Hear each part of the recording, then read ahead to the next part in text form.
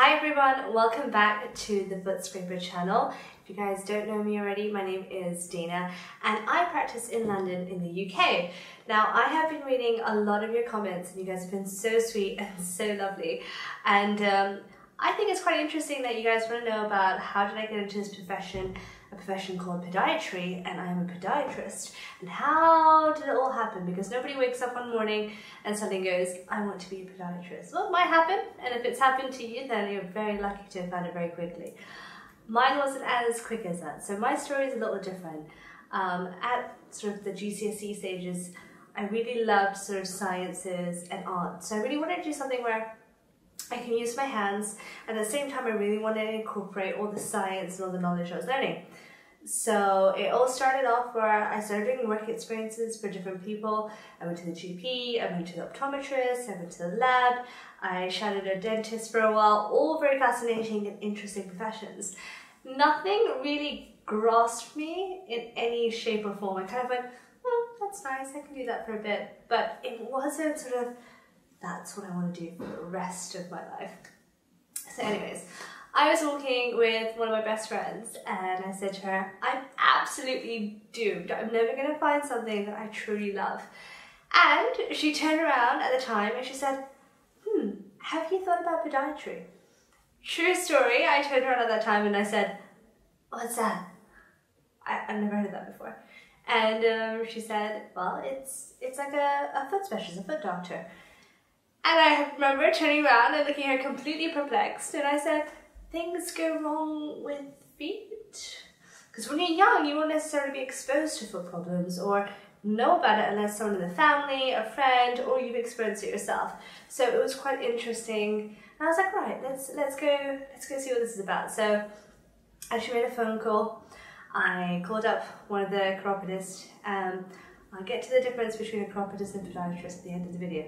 But I went to go see a chiropodist, and as he was doing something very simple as a callus removal, I remember standing behind him and going, oh, I really want to be able to do that. Like, it was really bugging me that I couldn't sit in the chair and do it myself, which I don't know if you want to call that like your life's calling or, I don't know, a connection of some sort, but I really was intrigued. And what I absolutely loved about it was the fact that every person that you saw was so different.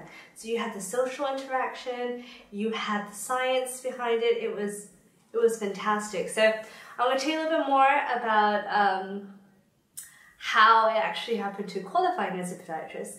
So you can't just sort of do a short course here and there and become a podiatrist. It takes 3 years and you do a Bachelor's of Science in the UK. In America, it's quite different. I understand you have to do a longer scope. You may have to do also surgical options, and I think there's a residency too. So it's not like that here. It's very different. We don't actually have to do a full surgical aspect unless we want to, and then we do that as a master's rather than just as a Bachelor's of Science. So it's a 3 years course. I went to the University of Brighton. It was a fantastic university. We had so much fun. Of course, university is a great time. You meet new people, you learn new skills, you become more independent. I met some wonderful patients back then who gave me the pleasure of treating their feet at the early stages, which was great. We did lots of theory and we did lots of practical. So we actually started doing practical from the first week that we actually got in. So I cannot tell you how nerve-wracking it was for the first time for me to cut someone's toenails. I remember sitting there going, are you okay? Does that hurt? I don't know if you've ever tried to cut someone's toenails for the first time, but it's quite daunting. So if you are going to try doing that, just please be a little careful. You don't want to make any mistakes. But once you get used to it, it becomes second nature. And now when I cut someone's toenails, I don't even think about it. It's just as simple as who knows, years of experience really do help. So before we qualify, we have up to 10,000 hours worth of practical practice. You know what they say, it takes 10,000 hours of anything to make you a master of it. So it's fantastic that they gave us the opportunity to do that before we go out to the real world and treat patients. Now, if you're considering podiatry within the UK, I would really recommend it for many reasons. Podiatry is a fantastic career. A lot of my patients actually have asked me, why did you choose to work with feet? I don't know how you can do this. It's so gross. See, I don't see feet as a gross part of the body. I think of it as an extension of the body. So like your hands, if these were covered up all the time, you probably think they look quite strange, but because we see them all the time, they're quite normal. So I kind of have a theory that if we were exposed to feet more so, then maybe we wouldn't hate them as much. What do you think? Leave a comment, I'd love to know, because that's my perspective, but if you think differently about feet, then please let me know. Now, also, as a podiatrist, we pick our own hours, which is wonderful. We have a very social job. We interact with patients.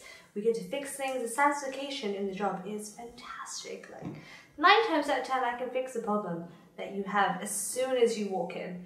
Of course, if it's muscular or skeletal, it may take a little time, and especially warts or verrucas, as you know, they can take a bit of time too, but the rest of it, pretty quick and easy to fix. So I hope that gives you a better understanding of what sort of the podiatry life is like.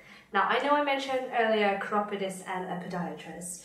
So they're both almost exchangeable terms, shall we say. So the term changed, I believe it was 1997. I'm going to double check that too, but I do think it's 1997. So you can't qualify as a chiropodist anymore, you qualify as a podiatrist. Now, the terms changed. Now our society is the Society of Chiropodists and Podiatrists, and I believe it's now got changed to College of Podiatry. So everything is moving more towards the podiatry realm, whereby we do gait analysis too, mild surgery like nail surgery, and also we do insoles and things like that as well. So thank you for asking about my background and what I do. Make sure to subscribe because there's plenty of videos coming out, both treatment and more of me talking, but as I read from some of the comments, you quite like me talking, so here we are, for you guys and for you guys only. Thank you for watching and don't forget to subscribe. Thanks, bye everyone.